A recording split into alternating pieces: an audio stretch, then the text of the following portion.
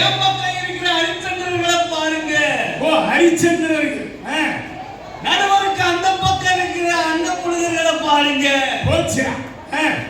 ஐயா என்ன பேசுறதுன்னு தெரியாம பேசிட்டு வாய் நிறைய அள்ளி அள்ளி பொய்களை வீசிட்டு போயிருக்க எதிரணியினர்களுக்கு அன்பான வாழ்த்து. அப்பையும் வாழ்த்துற மனசுதான் உங்களுக்கு. ஆமாங்க ஐயா. நம்ம தலைவர் ஐயா வந்து எல்லாருக்கும் மாலை மரியாதை செஞ்சார். செய்யும் போது நடுவரே எல்லா பர்சன்டேஜும் 83% முடிச்சு போச்சு. என்ன என்ன என்ன தீர்ப்பு கொடுக்க போறீங்களோ நல்ல தீர்ப்பு கொடுங்கன்னாரு. ஒரு பெரியவர் எந்த பக்கம் தீர்ப்பு கொடுங்கன்னு சொல்லல, அந்த பக்கம் தீர்ப்பு கொடுங்கன்னு சொல்லல, நல்ல தீர்ப்பு கொடுங்கன்னு சொன்னாரு. அருமை. இதுதாயா நடுநிலை. அப்பேற்பட்ட நல்ல பெரியவர்கள் இருந்துட்டாதான் எனக்கு பிரச்சனை இல்லையே ஐயா. அப்படி இல்லையே, எல்லாரும் அப்படி இல்லையேன்றதான இந்த வருத்தம். அன்பின் வழியது உயர்நிலையத்திலாருக்கு என்பதோடு பொருத்திய உடம்பு. ஒரு உடம்புல அன்பு இல்லைன்னு வச்சுக்கோங்க, நம்ம உடம்புல அன்பு இல்லைன்னா அது வெறும் தோல் போத்துன ஒரு உடம்பு. அப்படி அன்ப ஒரு பிறந்த பிள்ளைக்கு சொல்லி கொடுக்குறது யாருங்க? பெரியவங்க, மூத்தவங்க, அப்பா அம்மா தாத்தா பாட்டி. அப்படி அவங்க ஒழுங்கா சொல்லி கொடுக்குறா அன்பு எப்படி விதைக்கப்படும் நடுவர்களே. ஐயா கொரோனா காலம் வந்துச்சு. கொரோனா காலத்துல ஷாப்பிங் மால் மூடிட்டான், ஏசி போட்டு வித்து பருப்பு வித்தவெல்லாம் மூடிட்டான்.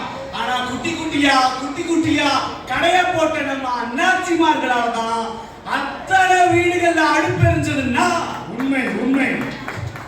அப்பேற்பட்ட பெரியவங்க இருந்துட்டாதான் பிரச்சனை இல்லையே ஐயா.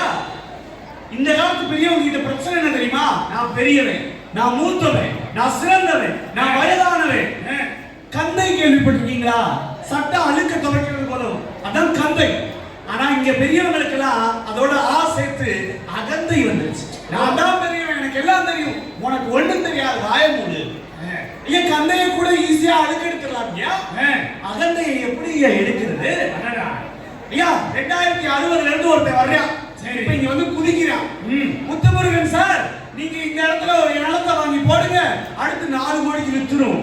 மரச்சாமி சார், இந்த நம்பர்ல லாட்டரி வாங்குங்க, அதுல 4 கோடி அடிச்சிடும் அப்படின்னு எதிர்காலத்துல இருந்து பார்த்து வந்த ஒருத்தர் உங்ககிட்ட சொன்னா உங்க வாழ்க்கை எவ்வளவு வசந்தமாகும்.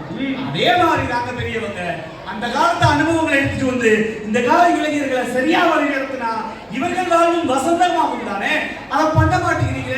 இணைங்க சொன்ன வழி கேட்க மாட்டேன், வீணா போனவங்க, வேண்டாதவன். இப்படியே பேசுனீங்கன்னா அந்த பையன் வாழ்க்கை என்ன ஆகுங்க? ஐயா ஒரு பையனுக்கு பொண்ணுக்கு கல்யாணம் ஆச்சு. என் ஃப்ரெண்டு போன வருஷம் 1 வருஷம் எண்ணி ஆகல, அதுக்குள்ள அவங்க வீட்டுல என்ன எழுத்து வீட்டுல குழந்தை வந்துச்சு, மேல வீட்டுல குழந்தை வந்துருச்சு, பக்கத்து வீட்டுல குழந்தை வந்துச்சு. இங்க எப்ப குழந்தை கேட்கறது? அதுக்கு அவங்க சொல்ல டிவி எல்லாம் போட்டு விடுறேன், குழந்தை கேட்குறியா? இப்படியே சுத்தி பார்த்து அந்த பச்சை மண்ணுங்க இப்பதான் கல்யாணம் ஆயிருக்கு, என்ன ஆகுதுன்னே விவரம் தெரியாத வயசுல உடனே குழந்தைன்னு இந்த பெரியவங்க படுத்துற பாட எங்க போயிடுறாங்க? அன்பை சொல்லி தருவதற்கு கூட செல்போனை தான் பயன்படுத்துறாங்க. ஆமா, அது சொல்லி தருது. அந்த குட்டி செல்லமா அப்படின்னு அந்த பாட்டு பாடுங்க. ஏன் இப்ப நீங்க எல்லாரும் சொன்னீங்க, எல்லாரும் பேசினாங்க, இந்த கோயம்புத்தூர்ல ஒரு பொண்ணு தன்னுடைய வாழ்க்கையை முடிச்சுக்கிச்சு இந்த வரட்சியில கொடுமையாக. அப்ப ஒரு பெத்தவங்க என்ன செஞ்சிருக்கணும், ஒரு பெரியவங்க என்ன செஞ்சிருக்கணும்? எது நடந்தாலும் பரவாயில்லப்பா, பொண்ணு நான் பாத்துக்கிறேன், தைரியமா இரு, தன்னம்பிக்கையா இருக்கு. ஆனா அந்த பொண்ணு அப்படி வாழல, அதுக்கு முடிவெடுத்தது சரியான அவங்க அப்பாவே பேட்டி கொடுக்குறாரு இல்லையா? அவங்க அப்பாவே பேட்டி. இப்படி ஒரு தலைமுறை எங்க போய் பாக்குறது? இப்படி ஒரு பெரியவர்களை வைத்துக் கொண்டு இந்த சமுதாயம் பெரியவர்களை தான் முன்னேறுவது அப்படின்னு சொல்ல ஏவாய் வர்றவர்களே. ஐயா அந்த காலத்து பெரியவங்க சிக்கனத்தை சொல்லி கொடுத்தாங்க. சரி, தங்கம் சேரு, வைரம் சேரு, நல்ல நிலம் சேரு, பேங்க்ல பணம் சேரு. இன்னைக்கு அவங்களுக்கே செலவுக்கு பணம் பத்தலங்களே. இதுல எங்க எங்களுக்கு சிக்கனத்தை சொல்லி கொடுக்க போறாங்க? ஐயா மோதிர கையால தான் கொண்டு போடணும், அதான் எங்களுக்கு ராசி. அனுபவம் இருக்க உங்ககிட்ட தான் அடி வாங்கணும், அதான் எங்களுக்கு நல்லது கூட. அதை நீங்க செய்யுங்க. நாங்க அப்படித்தான் இப்படித்தான் இருப்போம். மேலையும் கீழையும் பல்லவும் மேடுமா தப்பா நடக்கத்தான் செய்யும். மண்டலே போடலையோ செய்யலே அப்ப விட்டு வா இப்படி இரு அப்படின்னு சொல்லி கொடுக்க வேண்டிய ஆளுகளை நீங்க தான். இன்னைக்கு பெரியவங்க எப்படி இருக்காங்க? நம்ம இளைஞர்களுக்கு இணையா லோ சாட்ஸை போட்டுக்கிற, ஹெட்போன்ஸை மாட்டிக்கிற, இவங்க பிள்ளைங்க யார்கிட்ட வச்சுக்கிற. ஒரு காலத்துல நாங்க அப்படி வச்சிருந்தா எங்களை பாட்டு பரம்பரை அடிப்பாங்க. இன்னைக்கு அவங்க எங்களுக்கு ஈக்குவலா வராங்க, ஈக்குவலா. இவங்களை யாரும் இப்படி ஸ்டைல் பண்ண சொன்னாங்க? முடி நினைச்சிருச்சுன்னா விட வேண்டியதானே. எதுக்கு டை அடிச்சு இளைஞர் மாதிரி கருப்பா காட்டுறாங்க? மீசை எதுக்கு கருப்பா காட்டணும், தலைமுடி எதுக்கு கருப்பா காட்டணும், அந்த சாயத்தை கெமிக்கலை எதுக்கு பூசணும்?